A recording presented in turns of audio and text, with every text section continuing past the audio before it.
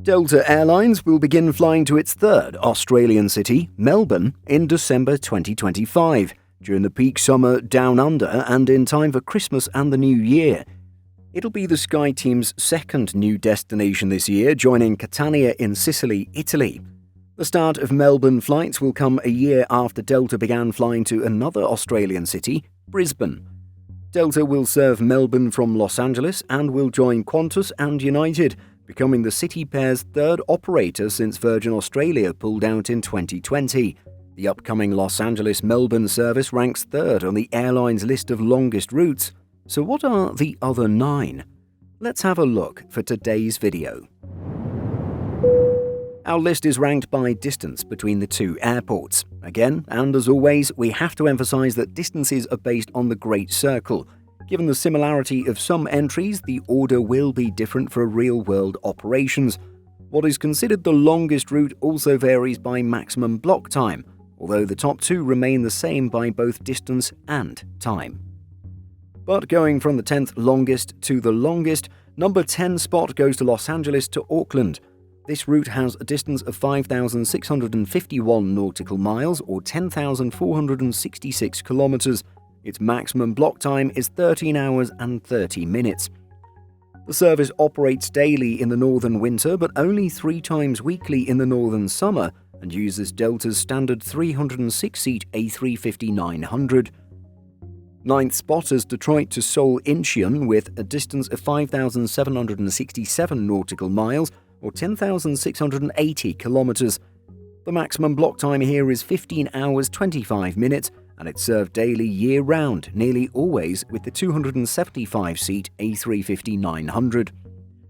In 8th spot is Atlanta to Tokyo Haneda.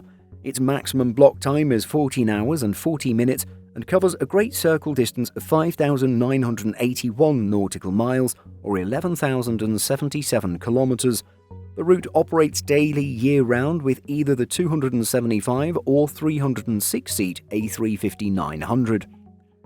7th spot is Detroit to Shanghai Pudong, which has a distance of 6,202 nautical miles or 11,486 kilometers. Operating daily year-round, Delta deploys its 306-seat A350-900 for this city pair. Maximum block time here is 16 hours and 15 minutes. 6th spot is Atlanta to Seoul Incheon with a distance of 6,215 nautical miles or 11,510 kilometers.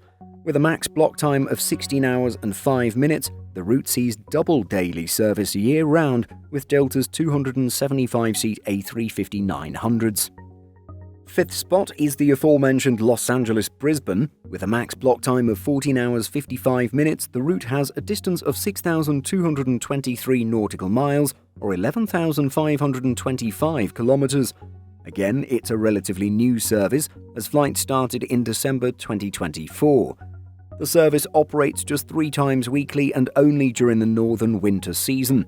The 306-seat A350-900 operates the route. 4th spot is Los Angeles to Sydney at 6,507 nautical miles or 12,051 kilometers. With a max block time of 15 hours 25 minutes, the route is operated 11 times weekly in the northern winter, but daily in the northern summer. Delta uses the standard 306-seat A350-900 on the route. And reaching the top 3, our Delta's third longest route is the other one we mentioned at the introduction, Los Angeles to Melbourne.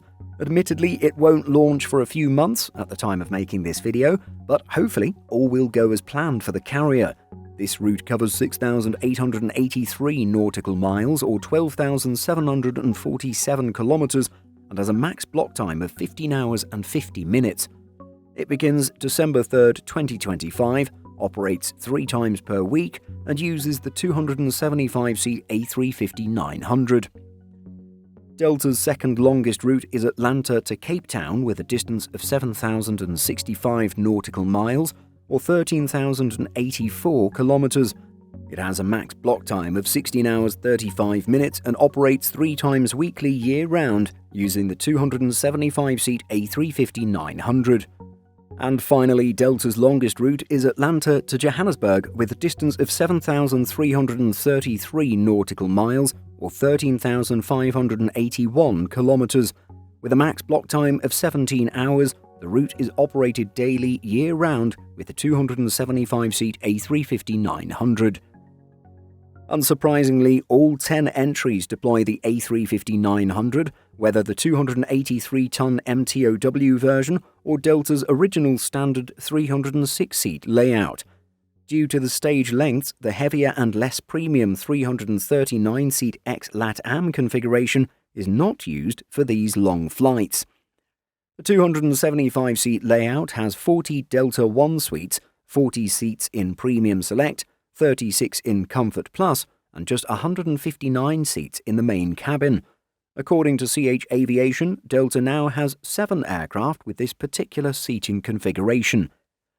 By being more premium than other A350 configurations, the 275-seat version is lighter and burns less fuel, increasing range. It also benefits from stronger takeoff performance, particularly useful from hot and high Johannesburg back to Atlanta. Previously, Johannesburg saw higher capacity equipment which had a payload restriction back to the US. Fewer seats and perhaps less freight space could be sold, undermining economics and performance. While the list we just went through covers Delta's current longest routes on offer, there have been other lengthy services in the past which no longer operate today. Delta's longest ever non-stop service was from Atlanta to Mumbai, covering 7,395 nautical miles or 13,696 kilometers each way. It was short-lived, however, and only existed between November 2008 and October 2009. All flights were on the Boeing 777-200LR. Other particularly long Delta routes that no longer exist include the following, all of which used either the 777-200LR or 777-200ER. New York JFK to Mumbai had a distance of 6,777 nautical miles or 12,551 kilometers.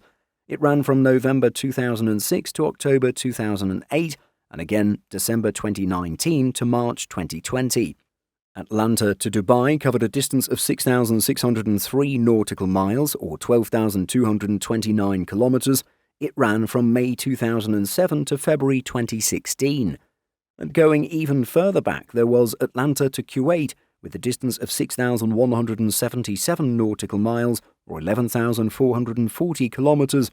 It ran from November 2008 to June 2009.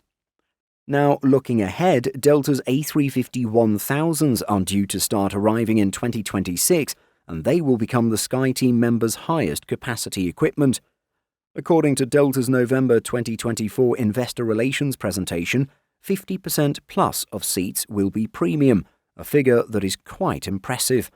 For now, the type with the highest proportion of premium seats is the A330-900 at 40%. Delta defines any class above Comfort Plus as premium. But what do you think of Delta Airlines' past, present, and potential future longest routes? Let us know by leaving a comment. Simple Flying publishes over 150 articles every week. If you're looking for the latest aviation news and insights, visit simpleflying.com.